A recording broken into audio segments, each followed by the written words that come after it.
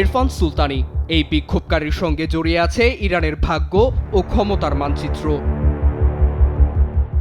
Internet ব্ল্যাকআউটের সপ্তম দিন, বিশ্ব থেকে বিচ্ছিন্ন ইরান এখনো উত্তাল সরকার বিরোধী বিক্ষোভে, যদিও পরিস্থিতি নিয়ন্ত্রণের দাবি করে আসছে তেহরান। এর মধ্যে 10 জানুয়ারি বাড়ি থেকে তুলে আনা হয় 26 বছর বয়সী তরুণ ইরফান সুলতানিকে। পেশায় দোকান ব্যবসায়ী ইরফান পশ্চিম তেহরানের কারাত শহরে বিক্ষোভে অংশ নেয়। আটকের পর ইরফানকে দ্রুত আদালতে তোলা হয়। অভিযোগে বলা হয়, দেশের অভ্যন্তরীণ নিরাপত্তা ও ইসলামী শাসনের বিরুদ্ধে প্রচারমূলক কর্মকাণ্ডে যুক্ত তিনি। বিচার প্রক্রিয়া এত দ্রুত হয় যে ইরফানের পেশাদার আইনজীবী বোনকে আইনি লড়াইয়ের সুযোগ পর্যন্ত দেয়া হয়নি।